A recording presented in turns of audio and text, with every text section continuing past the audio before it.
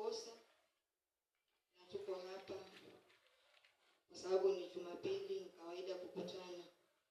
Lakini Mungu anapotukusanya huwa na neno ambalo yuko nalo juu ya maisha yetu ambalo nataka kulitimiza. Yesu asifiwe. Wakati wazazi wetu walikuwa nyumbani, walijua ya kwamba hii kazi inataka likizo kweli. Bwana Yesu asifiwe.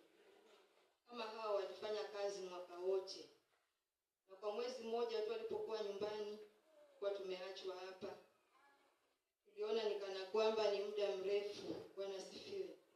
Nilipopiga simu nyumbani namwambia mama, kwani mnakuja lini? Simrudi. Unajua wakati uko na mzazi karibu, unaweza ukasinzia, unaweza ukalala kidogo. Bwana Yesu asifiwe. Wakati mwingine hata unajisahau kwa sababu unajua mzazi yuko.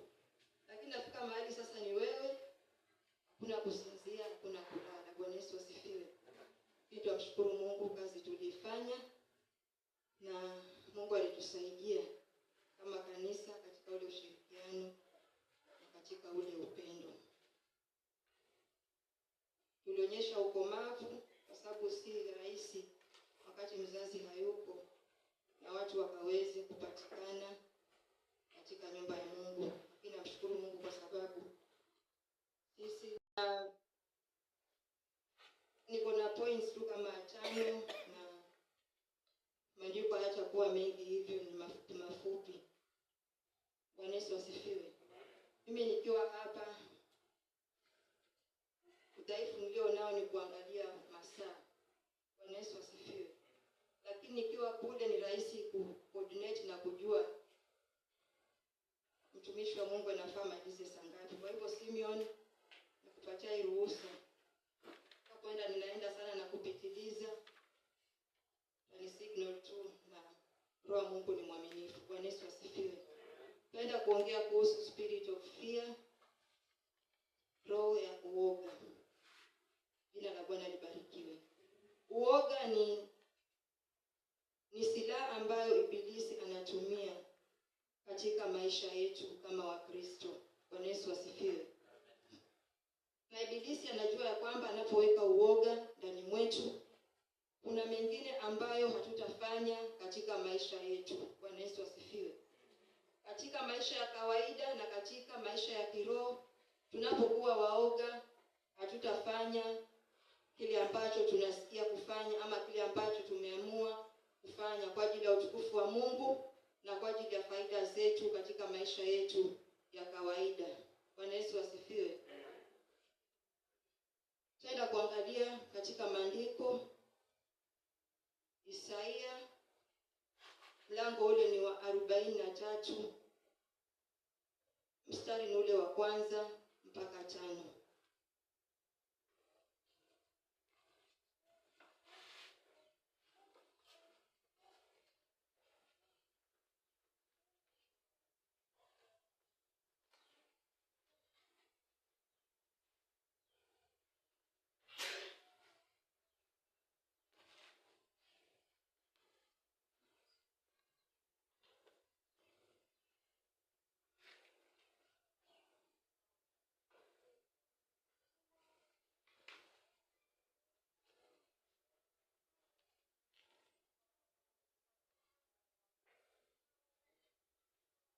Kubali waweze kunisomea. Tasoma Isaya mlango wa 43 mstari wa 1 hadi 5.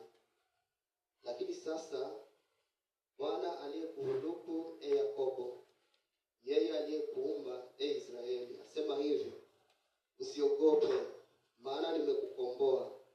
Nimekuita kwa jina lako, wewe uwangu. Upitapo katika maji mengi nitakuwa pamoja nawe, na katika mito haitakugharikisha. Uendapo katika moto hutateketea, wala mwali wa moto hautakuunguza. Maana mimi ni Bwana Mungu wako, Mtakatifu wa Israeli, Mwokozi wako. Nimetoa Misri kuwa ukombozi wako. Nimetoa Kushi na Seba kwa ajili yako. kwa kuwa ulikuwa wa thamani machoni pangu na mwenye kuheshimiwa, nami nimekupenda. Kwa sababu hiyo nitatoa watu kwa ajili yako na kabila za watu kwa ajili ya maisha yako. Usiogope, maana mimi ni pamoja nawe. Nitaleta wazao wako toka mashariki, nitakukusanya toka magharibi. Bwana Yesu asifiwe. Maandiko yanasema ya kwamba, lakini sasa hili ndilo asemalo Bwana. Bwana alikuwa anaongea na Yakobo, ama alikuwa anaongea na Israeli, akiwaambia ya kwamba wasiogope. Jambo la kwanza ni kwa nini alikuwa anawaambia wasiogope? Ni kwa sababu yeye amewakomboa. Bwana Yesu asifiwe. Jambo la pili, kwa nini ya kwamba wasiogope? Ya kwamba yeye amewaita kwa majina yao. Na ya tatu, nasema ya kwamba hao ni wake, wewe uwangu. Bwana Yesu asifiwe. Na hapo chini nasema ya kwamba unapopita kwenye maji makuu nitakuwa pamoja nawe. Yaani hapa Mungu anamaanisha ya kwamba haya maji ni lazima katika maisha ya mwanadamu. Bwana Yesu asifiwe. Na moto pia ni lazima katika maisha ya mwanadamu. Jina la Bwana libarikiwe. Sasa na hapo anatutia moyo ya kwamba itakapofikia mahali ya kwamba unapitia maji mengi, yeye atakuwa pamoja nasi. Bwana Yesu asifiwe. Itakapofikia mahali ya kwamba tunapitia katika moto, yeye hata ruhusu tuungue. Bwana Yesu asifiwe. Kwa kuwa yeye ndiye Bwana Mungu wetu. Yeye aliye mtakatifu wa Israeli, mwokozi wetu. Bwana Yesu asifiwe. Katika mstari ule wa 5 anasema ya kwamba usiogope, kwa kuwa mimi nipo pamoja nawe. Jina la Bwana libarikiwe.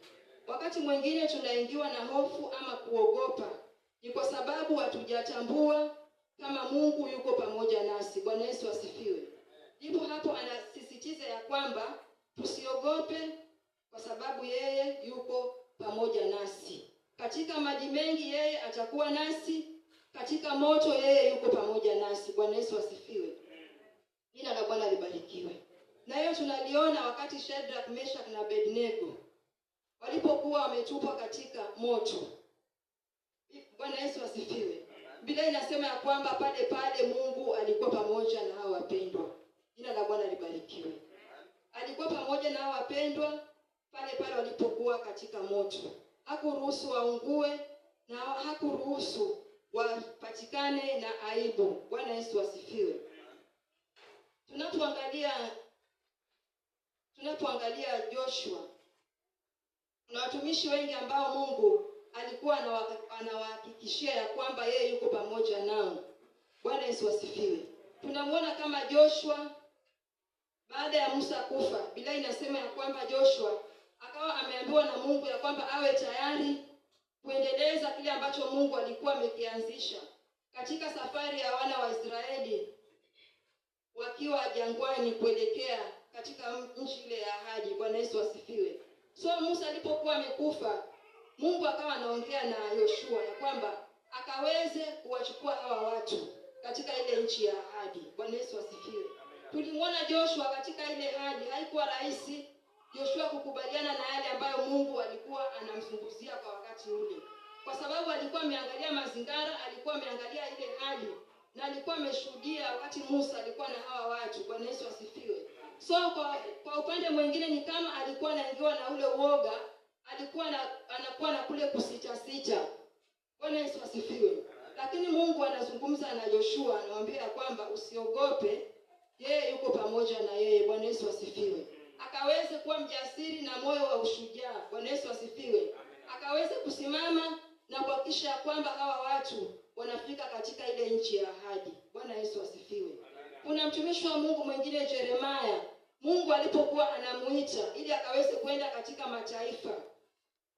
Wakati Yerusalemu ilikuwa imeenda uhamishoni, Mungu alikuwa anamtuma Yeremia akaende kule kwa mataifa kwa ajili ya kulitangaza neno la Mungu. Bwana Yesu asifiwe. Lakini tunamwona Yeremia katika ile hali akawa analalamika mbele za Mungu, anasema ya kwamba yeye ni mdogo hataweza. Bwana Yesu asifiwe. Lakini katika ile hali Mungu anamwambia Yeremia, mimi niko pamoja na wewe. Bwana Yesu asifiwe. Usiseme ya kwamba wewe ni mdogo, usiseme ya kwamba hujui kuongea. Kile ambacho utakiongea ni mimi nitakuwa nimekiweka katika kinywa chako, sawa sawa na Musa pia alivyokuwa anatumwa kwenda kuokoa wana wa Israeli katika Misri. Kulikuwa na conversation kati ya Musa na Mungu. Baada ya kuwa ametumwa na Mungu kwenda kuchukua wale watu kule ambao walikuwa wanateseka. Alipokuwa anakataa na kusitasita, Mungu anamhakikishia kwamba mimi nitakuwa pamoja na wewe, sitakuacha peke yako. Bwana Yesu asifiwe. Akawa anasema kwamba yeye yuko na kigugumizi, hataweza kuongea vizuri mbele ya Farao. Bwana Yesu asifiwe. Lakini Mungu alimuuliza, ni nani aliyeumba kinywa? Bwana Yesu asifiwe. Mimi Mungu niliumba kinywa na nitaweka maneno yangu kwako ili ukaweze kuyaongea. Bwana Yesu asifiwe. Na baada ya hapo tunamwona kwamba Mungu anamchukua Haruni ili akaweze kumsaidia Musa katika ile agenda ambayo Mungu alikuwa nayo juu ya maisha ya wana wa Israeli. Bwana Yesu asifiwe. Jina la Bwana libarikiwe. Kuna watu ambao wanaitwa wapelelezi ambao walikuwa wameenda kupeleleza ile nchi. Walipofika pale wanarudi na ujumbe ya kwamba tumefika pale na nchi ya ahadi inatiririka maziwa, kweli ni nchi nzuri. Bwana Yesu asifiwe. Na hata tunda pia tumelileta kudhihirisha ya kwamba sisi tumefika katika ile nchi. So walipokuwa wameleta ule ujumbe, baada ya kuambia kwamba wameletewa lile tunda wakaweze kuona na kuwa na uhakikisho kamili kwamba wamekuwa kule. Tunaona hapo chini katika Numbers 13:26. Nasema ya kwamba ndio tumekuwa huko, lakini lisha kwamba kuna matunda ambayo tumeyaona katika hiyo nchi. Kuna watu ambao wako na miraba, watu ambao wanatisha. Bwana Yesu asifiwe. Tulionekana kama waparare mbele yao. Bwana Yesu asifiwe. Tulijiona hatuwezi tukajilinganisha nao kwa sababu ya ile hali ambayo tuliona kule katika ile nchi. Jina la Bwana libarikiwe. Katika hiyo hali ukawa na kuvunjika moyo hawa wana wa Israeli. Lakini namshukuru Mungu kwa sababu ya Caleb. Akamwambia ya kwamba hata kama tumeambiwa kwamba kuna majitu wanakula watu, lakini lazima tutaenda kuimiliki hiyo nchi ya ahadi. Bwana Yesu asifiwe. Jina la Bwana libarikiwe. Kanisa, tutakapopatikana watu wa kutia watu moyo katika hali ambazo watakuwa wanapitia, tutafika mbali. Bwana Yesu asifiwe. Jina la Bwana libarikiwe. Ni wakati ya wengine unaweza unapitia hali ngumu, lakini kutokana na mazingira ambayo yamekuzunguka, kutokana na wale watu ambao wamekuzunguka katika ile hali, aidha wakutie moyo ama aidha wakuvunje moyo. Bwana Yesu asifiwe. Na utajikuta ya kwamba kwa sababu wewe uko na maamuzi yako, umeamua katika maisha yako ni kitu gani unataka kukifanya, ni maamuzi gani unataka kuyafanya, lakini kwa sababu ya watu ambao watakuwa wameinuka kwa wakati huo kukuvunja moyo, unajikuta kwamba unarudi nyuma. Bwana Yesu asifiwe. Katika huduma unajikuta kwamba unarudi nyuma, na kama ni bidii ulikuwa umeamua kumtumikia Mungu, unajikuta kwamba unaacha. Kama ni maisha ya kawaida, kuna mambo ambayo unataka kuyafanya kwa ajili ya kujiendeleza katika maisha, lakini ujue kwamba kuna sauti ambazo zinasikika kwa wakati ule wewe umefanya maamuzi. Bwana Yesu asifiwe. Jina la Bwana libarikiwe. Haleluya. Aliyekuwa anaambia wana wa Israeli ni lazima tutaenda kuimiliki hiyo nchi. Bwana Yesu asifiwe. Hata kama wapelelezi wamepeleleza na kurudi na ripoti ya kuvunja moyo, ya kutufanya tusiendelee, lakini hivyo hivyo tutajikaza na tutaenda kuimiliki hiyo nchi. Bwana Yesu asifiwe. Jina la Bwana libarikiwe. Roho ya uoga ikiwa katika maisha yetu, kuna mambo mengine ambayo hatutayafanya katika maisha. Bwana Yesu asifiwe. Kwa sababu ni silaha ambayo ibilisi anaitumia ili ya kwamba tusiingie katika maeneo mapya. Haleluya. Sijui kama ushakutana na watu ambao wanasema siku hizi hakuna ndoa. Bwana Yesu asifiwe. Sijui mimi peke yangu ama tumesikia. Bwana Yesu asifiwe. Siku hizi hakuna ndoa. Sijui kama unakubaliana na hilo ama unakataa. Bwana Yesu asifiwe. Na tukiwa hapa tumekaa, kuna wana ndoa watu wengi wako hapa. Bwana Yesu asifiwe. Na watu wanasema hakuna ndoa. Jina la Bwana libarikiwe. Watu wanasema hakuna wanaume. Yaani ina maana Mungu hakuumba mwanamume, wote waliumbwa wanawake. Bwana Yesu asifiwe. Hakuna wanawake siku hizi wa kuoa. Wamekuwa wanaume wote. Bwana Yesu asifiwe. Jina la Bwana libarikiwe. Maneno kama hayo ni ya kuvunja mtu moyo. Pengine umejitayarisha ama umefanya maamuzi ya kuingia katika ndoa. Bwana Yesu asifiwe. Lakini unapokutana na mambo kama hayo, unajikuta kwamba unavunjwa moyo, na katika yale maamuzi unayotaka kuyafanya, unajikuta kwamba unaweka mikono chini. Bwana Yesu asifiwe. Jina la Bwana libarikiwe. Haleluya. Haleluya. Simeon, utaoa tu. Bwana Yesu asifiwe. Usisikie sauti ya watu. Kwa wewe fika utajionea. Hakuna kitu cha kujionea huko. Bwana Yesu asifiwe. Wewe utafika katika ndoa na ndoa itakuwa salama. Bwana Yesu asifiwe. Najua katika hiyo stage amefika, kuna sauti ambazo anazisikia. Bwana Yesu asifiwe. Kuna mambo mengi anasikia, ili kwamba tu akaweze kufunjika moyo na akaweze kuachilia. Bwana Yesu asifiwe. Lakini Mungu ni mwaminifu. Utapata nyumba yako na utaingia katika ndoa. Bwana Yesu asifiwe. Jina la Bwana libarikiwe. Haleluya. Ndio kuna changamoto, lakini ukiniuliza mimi, siwezi nikakwambia hakuna ndoa. Bwana Yesu asifiwe. Jina la Bwana libarikiwe. Namshukuru Mungu kwa sababu ya Mungu kunisimamisha. Jina la Bwana libarikiwe. From 2008 mpaka wa leo, miaka mingapi? Na bado niko kwa ndoa. Bwana Yesu asifiwe. So unaposikia watu wanasema hakuna ndoa, wakati mwingine katika akili yangu nasikia kutatizika. Bwana Yesu asifiwe. Ni wale walio katika ndoa ndio wako na shida. Bwana Yesu asifiwe. Ndoa haina shida yoyote. Ni wale ambao wako katika ndoa. Kuna wakati mwingine nilisema ya kwamba kuna mzee mmoja, mtoto wake alikuwa ameoa. Alipooa ile siku ya harusi, ndoa imefungishwa kanisani. Bibi harusi akapatikana maeneo ambayo yalikuwa tatanishi. Bwana Yesu asifiwe. Hata wiki haijaisha na ndoa imefungishwa. Huyo mtumishi wa Mungu alisema katika kanisa yake ndoa hataki harusi kabisa. Bwana Yesu asifiwe. Hataki harusi na hataki kitu kama hicho kwa kanisa yake. Ni kwa sababu gani? Kuna mtu ambaye hakujijua yeye ni nani. Bwana Yesu asifiwe. Alijichanganya na kuharibu ule ushuhuda ambao uko katika ndoa. Bwana Yesu asifiwe. Adiposa akafanya mtu mahali akaumia na akasikia ya kwamba hiyo kitu haina maana. Bwana Yesu asifiwe. Jina la Bwana libarikiwe. Katika maeneo yote ambayo Mungu amekuweka, uwe tayari kumtia mwenzako moyo na kumfanya aendelee katika safari. Bwana Yesu asifiwe. Ni mtu anataka kufungua biashara, umtie moyo, mwambie jitie nguvu. Useme ya kwamba hakuna biashara, na watu wanafanya biashara. Bwana Yesu asifiwe. Watu wanafanya biashara. Shida ni kuwa wewe unataka ukiingia katika hayo maeneo ukaweze kuona tu uzuri wote. Bwana Yesu asifiwe. Bila kujua kwamba katika biashara pia kuna changamoto. Bwana Yesu asifiwe. Mimi nafanya biashara. Wakati mwingine unaweza ukapika vikabaki. Bwana Yesu asifiwe. Ukakula mwenyewe, lakini nashukuru Mungu kwa sababu nakula mwenyewe. Bwana Yesu asifiwe. So ni kama umetoa huku umeweka huku, utatoa huku na uongeze huku. Bwana Yesu asifiwe. Lakini ni ile tu kuwa tayari na kukumbana na kile ambacho kitatokea hata kama umefanya maamuzi. Bwana Yesu asifiwe. Kama ni hivyo watu wangekuwa wameacha biashara, wangekuwa wanaendelea. Bwana Yesu asifiwe. Jina la Bwana libarikiwe. Ni kutiana tu moyo katika safari ya wokovu na katika safari ya maisha yetu ya kawaida mahali ambapo tunaishi. Bwana Yesu asifiwe. Jina la Bwana libarikiwe. Tunaambiwa kwamba tusiogope kwa sababu Mungu yuko pamoja nasi.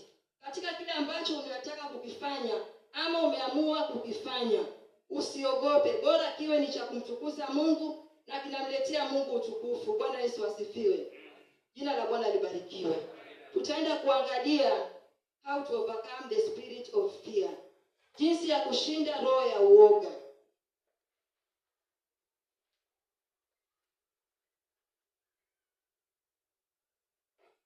By praying.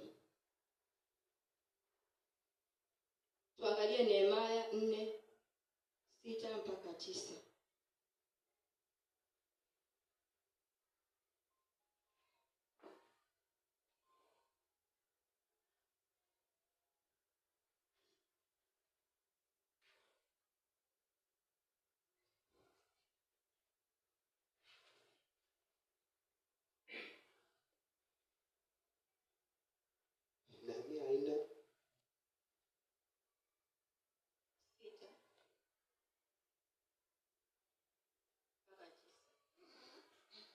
Nitasoma Nehemia mlango wa 4 mstari wa 6 hadi 9. Basi tukaujenga ukuta, nao ukuta wote ukaanguka. Basi tukaujenga ukuta, nao ukuta wote ukaungamanishwa kiasi cha nusu ya kimo chake, maana watu walikuwa na moyo wa kufanya kazi. Lakini ikawa Sanbalati na Tobia na Waarabu na Waamoni na Washdodi waliposikia ya kuwa kazi ya kuzitengeneza kuta za Yerusalemu inaendelea, na ya kuwa mahali palipobomoka panaanza kuzibwa, basi wakaghadhabika mno. Wakafanya shauri wote pamoja kuja kupigana na Yerusalemu na kufanya machafuko humo. Bali sisi tulimwomba dua Mungu wetu, tena tukaweka walinzi mchana na usiku kwa sababu yao, ili kuwapinga.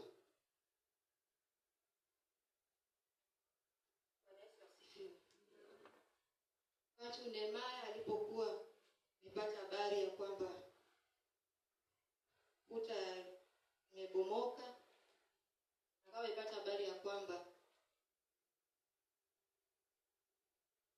amepata habari ya kwamba yale masalio ambayo yalikuwa yamebakia kule pia hayakuwa katika hali nzuri. Bwana Yesu asifiwe.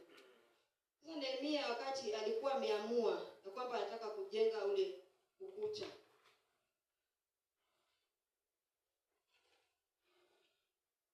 kuna mambo mengi ambayo alipitia Nehemia. Kulikuwa na Masanbalati pale, Matobaya, wakawa wanamvunja moyo katika ile hali ambayo alikuwa mwenyewe anaipitia, ama katika ule uamuzi ambao alikuwa ameamua kujenga ukuta. Bwana Yesu asifiwe. So ilipofika wakati ya kwamba wanafanya ile kazi, kuna watu ambao walikuwa pale kudhihaki ile kazi ambayo walikuwa wanafanya, na kuongea maneno ya dhihaka, kuongea maneno ya kuwavunja moyo, kuongea maneno ambayo yaliwafanya wasikie kumia. Bwana Yesu asifiwe. Ndipo Nehemia anaambia watu hao ambao walikuwa nao ya kwamba wakaweze kuomba. Bwana Yesu asifiwe. Jina la Bwana libarikiwe. Tunaelewa vyema historia ya Nehemia akiwa anarekebisha ukuta ama akiwa anajenga. Kulingana na zile changamoto ambazo walikuwa anazipata Nehemia, haikuwa rahisi yeye kusimama, haikuwa rahisi yeye kuendelea. Bwana Yesu asifiwe.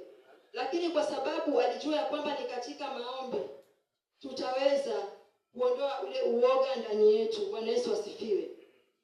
Kwa sababu alijua ya kwamba ule uoga ungeendelea kukaa ndani mwao kutokana na yale maneno, kutokana na vile vitisho ambavyo walikuwa wanasikia wakitishiwa navyo, wangeacha kujenga ule ukuta. Bwana Yesu asifiwe. Ndipo anachukua ule ujasiri wa kuambia watu ya kwamba wakaweze kumuomba Mungu, maana kazi ile haikuwa rahisi. Bwana Yesu asifiwe. Jina la Bwana libarikiwe. Kazi haikuwa rahisi ile ambayo Nehemia alikuwa akifanya, kutokana na yale mambo ambayo alikuwa wanaambiwa na kwamba wamejenga ukuta, hata mbwa yakiruka ukuta utaharibika ama ukuta utabomoka. Bwana Yesu asifiwe. So katika ile hali yeye alisimama na kuhakikisha kwamba anatia wale watu moyo ambao walikuwa wanafanya kazi pamoja. Bwana Yesu asifiwe. Anawaambia kwamba ombeni, kwa sababu hii kazi ambayo tunaifanya sio rahisi. Kuna maadui ambao wamesimama, kuna maadui ambao wako kinyume na ile kazi ambayo Nehemia alikuwa anaifanya. Bwana Yesu asifiwe. Jina la Bwana libarikiwe. Ilifika mahali Nehemia akawa anaugua sana moyoni mwake, na kadri ambavyo alikuwa anaendelea kugua ndio kadri ambavyo kina Sanbalati nao walikuwa wanainuka na maneno makali. Bwana Yesu asifiwe. Jina la Bwana libarikiwe. Wakati mwingine unaweza kuwa umefanya maamuzi ya kufanya mambo katika maisha yako ama kufanya uamuzi wa kumtumikia Mungu, lakini ujue pia katika hayo maamuzi ambayo umeyafanya, si wote watakupigia makofi. Bwana Yesu asifiwe. Si wote watafurahi wakati unafanya kile ambacho wewe mwenyewe umeamua kukifanya. Bwana Yesu asifiwe. Si wote ambao watashangilia katika ile hali, si wote ambao watafurahi. Kuna watu wataongea maneno makali ya kukuvunja moyo. Kuna watu watakutishia, kuna watu watatoa maneno ama hata matusi. Bwana Yesu asifiwe. Watakudharau. Jina la Bwana libarikiwe. Lakini tukaweze kusimama, maana ni katika maombi tutaweza kushinda hii roho ya uoga. Bwana Yesu asifiwe. Maana katika chochote unachokifanya ukiwa mwoga, hautafanya hilo jambo. Bwana Yesu asifiwe. Unapotaka kufanya maamuzi yoyote yale, kupiga hatua katika maisha, kupiga hatua katika kumtumikia Mungu, uwe tayari kujua kwamba kuna kina Sanbalati na kuna kina Tobaya. Bwana Yesu asifiwe. Ambao wako pale. Kuna watu ambao wamepakwa kwa ajili ya kufunja watu moyo. Jina la Bwana libarikiwe. Kuna watu ambao wamepakwa kwa ajili ya kutia watu moyo na kuvunja watu moyo. Jina la Bwana libarikiwe. Na utakapojua ya kwamba hao watu wamekuja katika maisha yako, ni lazima uwe makini. Bwana Yesu asifiwe. Ni lazima uwe makini na kufikiria utafanya nini katika maisha ili ukaweze kufaulu. Bwana Yesu asifiwe. Haleluya. Bwana Yesu asifiwe. Wanasema ya kwamba au ushaumwa na nyoka, unapotembea ukisikia tu nyasi umekugusa utaruka. Bwana Yesu asifiwe. Jina la Bwana libarikiwe. Sasa ni katika yale maisha ambayo umeamua wewe, ni lazima mengine ukakutane nayo ili ukaweze kuwa na experience. Bwana Yesu asifiwe. Jina la Bwana libarikiwe. Ndipo utamwambia mtu ya kwamba hii kweli umeamua kukifanya, lakini mimi pia nilikifanya na ikakuwa hivi. Bwana Yesu asifiwe. Kama utaogopa kuchukua hatua yoyote katika maisha, utabaki sehemu moja. Bwana Yesu asifiwe. Kama utaogopa kufanya jambo ambalo pengine unasikia kusukumika, unasikia msukumo katika moyo wako, lakini kwa sababu ya uoga unaamua tu kubaki pale. Bwana Yesu asifiwe. Utabaki na kuna vile tutasonga mbele katika maisha. Bwana Yesu asifiwe. Hatutasonga mbele katika huduma, hatutasonga mbele katika maisha yetu ya kawaida. Bwana Yesu asifiwe. Maana hii kazi sio rahisi. Bwana Yesu asifiwe. Inahitaji watu ambao watasimama, watu ambao wataamua. Bwana Yesu asifiwe. Jinsi Nehemia alivyoambia wale watu, na kwamba tukaweze kusimama na tukahakikisha kwamba tumepigana ili huu ukuta tukaweze kumaliza. Bwana Yesu asifiwe. Point ya pili, by positioning and by taking risk. Bwana Yesu asifiwe. Kujiweka katika nafasi na kuhatarisha. Bwana Yesu asifiwe. Ilifika mahali hawa watu wa Mungu, wengine walikuwa wanajenga na mkono mmoja unajenga na mkono mmoja uko na silaha. Bwana Yesu asifiwe. Watu ambao walikuwa wameamua ya kwamba kazi ya Mungu ni lazima isonge mbele. Bwana Yesu asifiwe. Haijalishi ni kitu gani kiliinuka wakati ule ama waliona wakati ule, lakini waliamua ya kwamba watasimama na kuhakikisha kwamba wanaendelea na kile kitu ambacho walikuwa wanaendelea kufanya. Bwana Yesu asifiwe. Ndio kuna watu walikuwa wamesimama, ndio kuna watu walikuwa wamejitokeza kuwavunja moyo ili kwamba wasiweze kufanya kile ambacho walikuwa wameamua kufanya.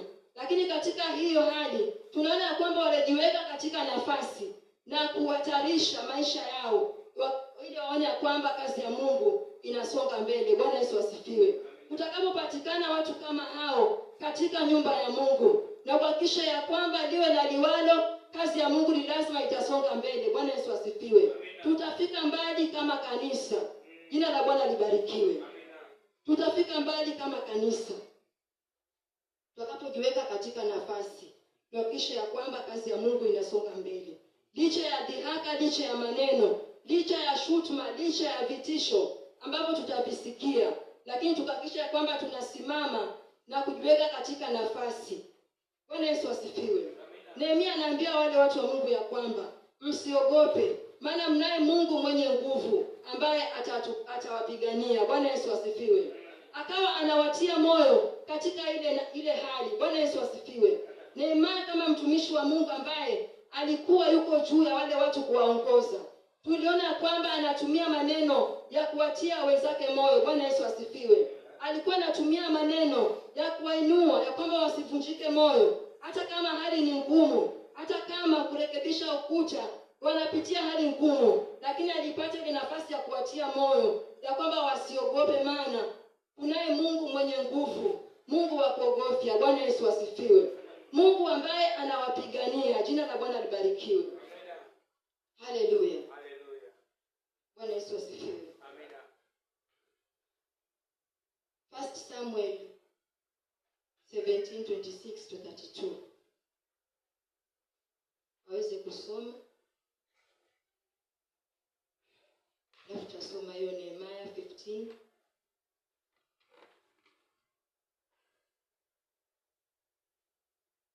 Nehemia 4:15-2.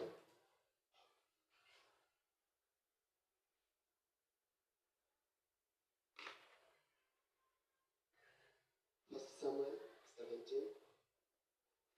Kwanza na Nehemia 4.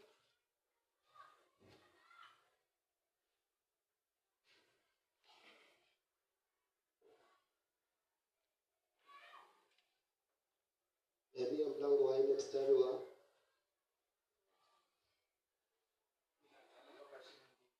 nasoma. Nehemia mlango wa 4 mstari wa 15 hadi 22. Kisha ikawa adui zetu waliposikia ya kuwa tumekwisha kupata habari na ya kuwa Mungu amelibatilisha shauri lao, ndipo sisi sote tukarudi ukutani, kila mtu kwa kazi yake. Ikawa tokea wakati huo, nusu ya watumishi wangu walitumika katika kazi hiyo, na nusu yao wakaishika mikuki na ngao na pinde na darii na makida, walikuwa nyuma ya nyumba yote ya Yuda. Watu wale walioujenga ukuta na wale waliochukua mizigo walijitweka wenyewe, kila mtu alifanya kazi kwa mkono mmoja, na kwa mkono wake wa pili alishika silaha yake. Nao wajenzi kila mtu alikuwa na upanga wake umefungwa ubavuni mwake, ndivyo alivyojenga. Na yeye aliyepiga baragumu alikuwa karibu na mimi. Nikawaambia wakuu na mashehe na watu wengine, kazi hii ni nyingi tena kubwa, nasi tumetawanyika juu ya ukuta, kila mtu mbali na wenzake. Basi mahali popote mtakaposikia sauti ya baragumu, endeni huko mkatujie, Mungu wetu atatupigania. Hivyo tukajitia katika kazi hiyo, na nusu yao walishika mikuki tangu alfajiri hata nyota zikatokea. Kadhalika wakati ule ule nikawaambia watu, kila mtu na akae ndani ya Yerusalemu pamoja na mtumishi wake, wapate kuwa walinzi wetu wakati wa usiku na kufanya kazi wakati wa mchana. Amen. Bwana Yesu asifiwe. Amen. Tunamwona Nehemia akiwa anaongea na wenzake pale ambao walikuwa wanafanya ile kazi. Bwana Yesu asifiwe. Anasema ya kwamba basi Nehemia anasema ya kwamba basi tuliendelea na kazi, nusu ya watu wakishikilia mikuki kuanzia mawio ya jua hadi nyota zilipoonekana.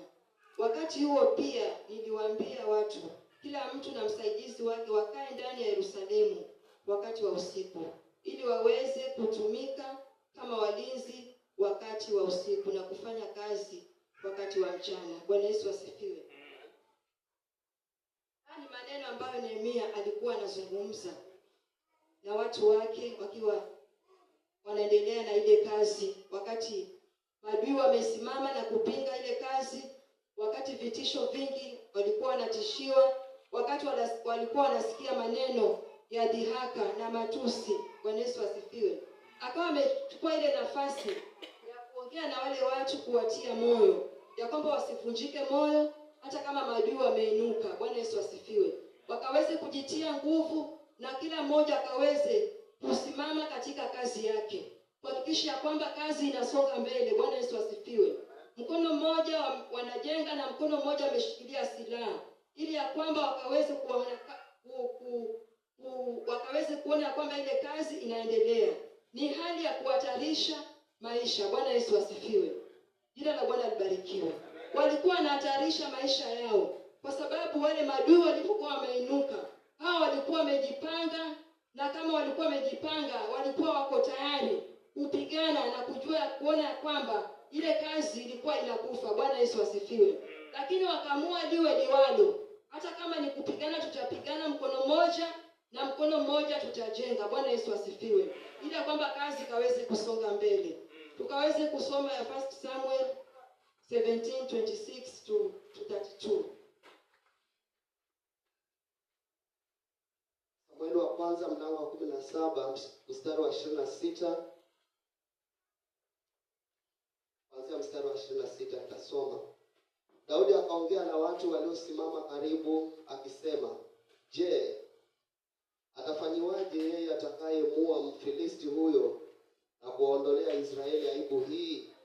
Maana Mfilisti huyu asiyetahiriwa ni nani hata awatukane majeshi ya Mungu aliye hai?" Nao watu wakamjibu vivyo hivyo wakisema, "Ndivyo atakavyofanyiwa mtu yule atakayemua."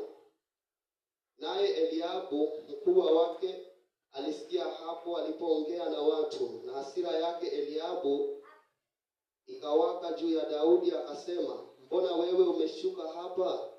Na kondoo wale wachache umemwachia nani kule nyikani?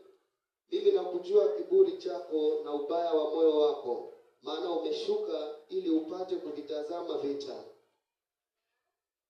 Naye Daudi akamjibu, "Je, mimi nimekosa nini sasa? Je, si neno kubwa hilo?" Naye akamgeukia ili kumwelekea mtu mwingine, akasema naye jinsi ile ile, na watu wakamjibu tena jinsi ile ile kama ya kwanza. Na maneno hayo aliyosema Daudi yaliposikiwa, watu wakamweleza Sauli, naye akatuma mtu kwenda kumwita. Daudi akamwambia Sauli, "Asizimie moyo mtu yeyote kwa ajili ya huyu. Mimi mtumishi wako nitakwenda kupigana na Mfilisti huyu." Sauli akamwambia Daudi, "Huwezi wewe kumwendea Mfilisti huyu upigane naye, maana wewe ukijana tu, na huyu ni mtu wa vita tangu ujana wake." Daudi akamwambia Sauli, "Mtumishi wako alikuwa akichunga kondoo." Basi,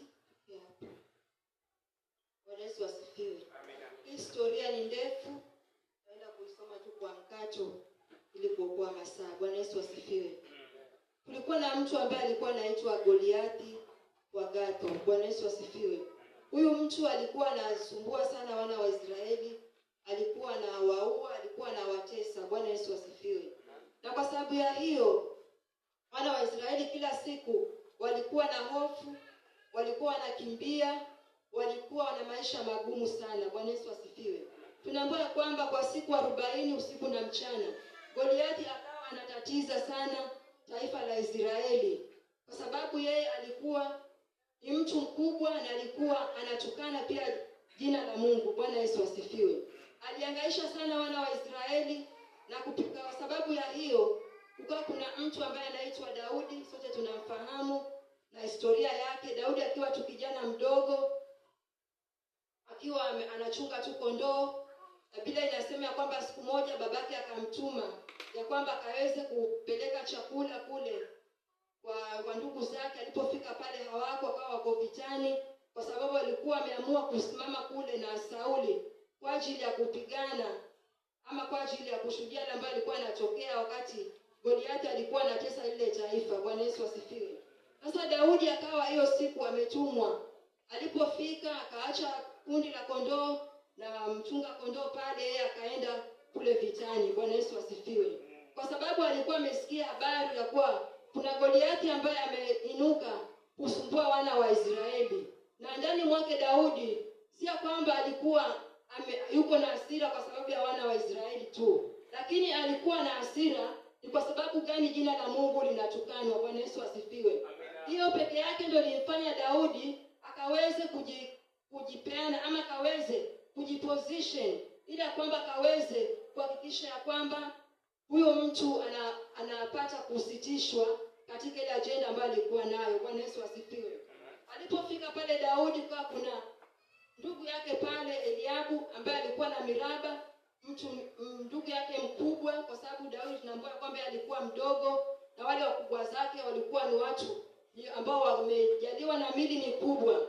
So alipofika pale kijana Daudi, kwa sababu yeye alionekana kuwa mdogo, akawa anauliza ya kwamba je, ni kitu gani kitafanyiwa mtu ambaye atapigana na huyu jitu ambaye analitukana taifa la Israeli. Bwana Yesu asifiwe.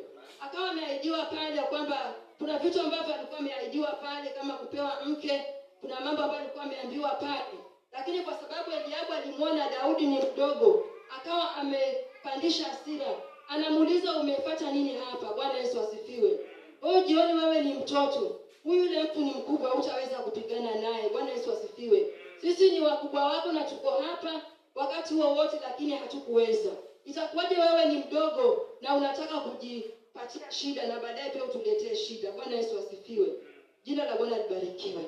Daudi aliulizwa maswali na Eliabu. Hata kabla kuna mahali anasema ya kwamba uweze ukanipata nafasi nikaweze kuongea na mimi. Bwana Yesu asifiwe. Jina la Bwana libarikiwe. Kuna wakati utafika stage ya kuwa hata utaweza kunyimwa hata nafasi ya kuongea. Bwana Yesu asifiwe. Itafika mahali mambo yatainuka, utapata wakati wa kuongea, utanyamazishwa. Bwana Yesu asifiwe. Aliuliza maswali pale ya kufuatana, lakini Daudi katika yale maswali hakuvunjika moyo. Bwana Yesu asifiwe. Biblia inasema ya kwamba Daudi alipoambiwa ya kwamba kuna vitu ambavyo atafanyiwa baada ya kumshinda huyu Goliathi, wale hawakuwa wanaamini. Mpaka Sauli mwenyewe pia haamini kama huyu kijana mdogo anaweza kujitoa kiasi kile na kuhatarisha maisha yake. Bwana Yesu asifiwe. Kwa sababu alikuwa na hasira, ni kwa nini jina la Mungu linatukana? Bwana Yesu asifiwe. Akaambiwa kwamba ni sawa basi, kama uko tayari kupigana naye.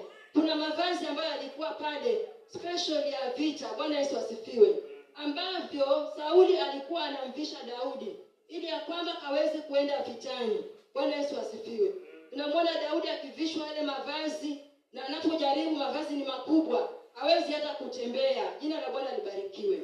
Akamwambia kwamba haya mavazi sitaweza mimi kwenda nayo katika vita. Jina la Bwana libarikiwe. Ilichofanya Daudi akataa yale mavazi, ile imani alikuwa nayo ndani mwake, kuamini ya kwamba Mungu anaweza kumpa ushindi. Bwana Yesu asifiwe. Si kwa kutumia mavazi ya vita, si kwa kuvishwa vitu vikubwa vikubwa, vitu ambavyo vinaaminika kwa kushinda vitani, lakini aliamini ya kwamba hata kando na mavazi yeye anaweza kushinda. Bwana Yesu asifiwe. Kando na mavazi, Daudi aliamini ndani mwake ya kwamba yeye anaweza kumuua Goliathi, na hatimaye wana wa Israeli wakaweze kuwa na furaha na kufunguka. Bwana Yesu asifiwe.